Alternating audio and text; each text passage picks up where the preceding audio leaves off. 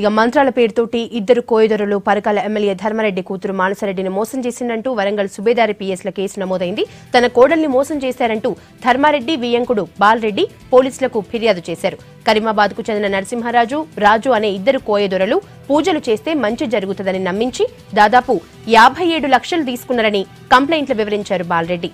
పోలీసులు ఇద్దరు కోయదొరల మీద చీటింగ్ కేసు పెట్టారు.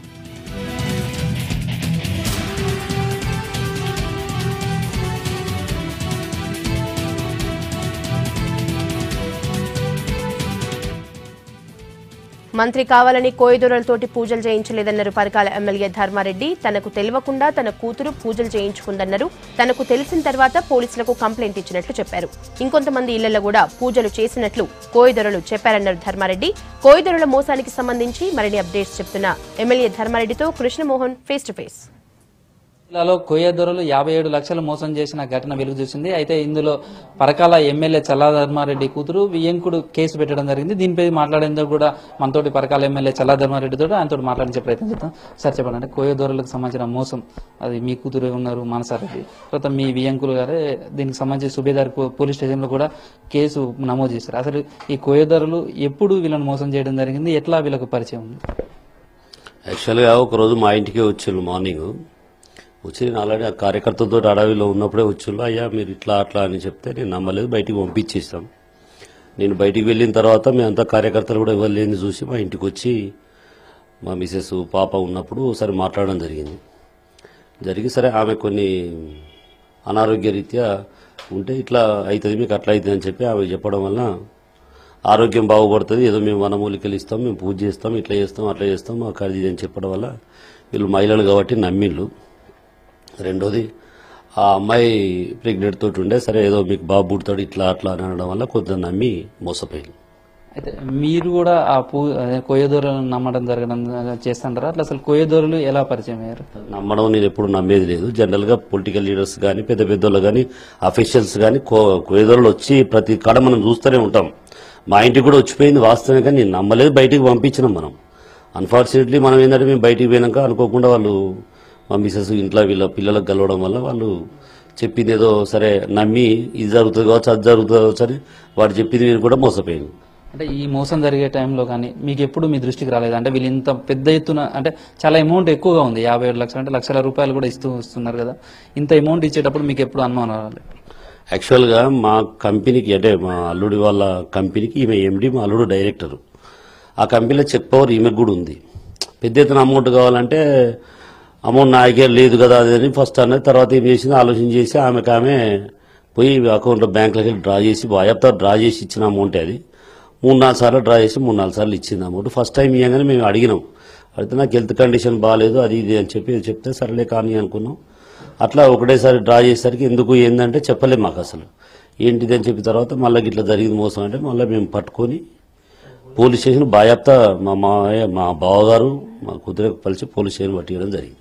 సార్, అంటే మీకు కూడా దృష్టికి వచ్చిందని చెప్పారు మొదటిసారి డబ్బులు ఇచ్చినప్పుడు కూడా, అంటే మీరు కోయదొరలు కానీ లేదా ఇట్లాంటి పూజలు మూఢనమ్మకాలు అని ఏమన్నా మీ వాళ్ళను నామే ప్రయత్నం? నమ్మాల్సిన అవసరం లేదు, నమ్మొద్దని కూడా చాలా మంది చెప్తాం. అది అనుకోకుండా జరిగిపోయింది, మోసం జరిగింది.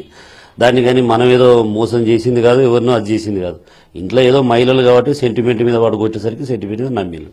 అయితే ఈ పూజల విషయంలో అనేక వదంతులు కూడా ప్రచారంలోకి వచ్చాయి. కొన్ని మీరు కూడా అందులో పూజాగాలు చేయించారనో లేకపోతే కోయదొరలను మీరు కూడా నమ్మారనో చెప్తున్నారు. ఇంకా వేరే వేరే విషయాలు కూడా వెలుగులోకి వస్తున్నాయి. దాన్ని మీరేమంటారు? మీ కామెంట్. యాక్చువల్గా వాడు వచ్చి ఆ మంత్రి గారికి ఇట్లా చేసినా, ఈ మంత్రి గారికి ఈ పూజ చేసినా, ఎమ్మెల్యేకి ఇట్లా పూజ చేసినా అని మాతో కూడా పబ్లిక్లోనే చెప్పిండు. చెప్పినప్పుడు ఇప్పుడు వాస్తవంగా నేను వాడిని దొరకబట్టినాక కూడా మీరు గట్లా అంటాను ఎందుకు ద్వారా ఈ మంత్రి పూజ చేసుకున్నాడు, ఆ మంత్రి పూజ చేసుకున్నాడు, మీరు కూడా ఏదో మంత్రి కావాలని చేసినాం, మేము అట్లా చేసినాం, మనం అన్నది లేదు, అంతా చేసింది లేదు, వాళ్ళని వాళ్ళ పుట్టించి క్రియేట్ చేసింది తప్ప మనకు సంబంధం లేదు. ఇప్పటివరకు అంటే ఈ కేసుకు సంబంధించి మీరు కూడా పోలీసులతో మాట్లాడటం కానీ లేదా చేశారా? ఈ కేసుకు సంబంధించి వాళ్ళ మీద మీరు ఏం స్పందిస్తారు అసలు ఈ ఇష్యూస్ మొత్తం మీద? ఇష్యూస్గా తప్పు జరిగిందనే కదా నేను పోలీస్ స్టేషన్ కేసు పెట్టింది. 100% వాళ్ళు చేసేది మోసం, మొత్తమే మోసగాళ్ళు వాళ్ళు. మనల్ని ఒక దాన్ని ఏమంటే హిప్నాటిజం లాగా చేసి వీళ్ళ దగ్గర మనం చేసిందని మోసం జరిగిందనే కదా నేను పోలీస్ స్టేషన్ పెట్టేది. లేకపోతే నేనేదో కూర్చొని మాట్లాడుకొని ఇది కాదు అని అనేది కాదు కదా. మోసం చేసిండ్రు, మోసపోయింది మా వాళ్ళు కుటుంబీకులు మోసపోయింది కాబట్టి మనం పెట్టాము. సార్ అంటే ఇట్లాంటి మోసాల్లో కూడా చాలా మంది వెల్ ఎడ్యుకేటెడ్స్ చాలా ఉన్నత కుటుంబాలకు సంబంధించిన వాళ్ళు ఎక్కువ మంది ఉంటున్నారు, లక్షల రూపాయలు కూడా మోసాలు జరుగుతున్నాయి. దీని మీద మీరేమంటారు? అంటే ఇప్పుడు సంబంధించి మీ కుటుంబం కూడా బాధితులుగా కుటుంబంలో చేరింది కదా.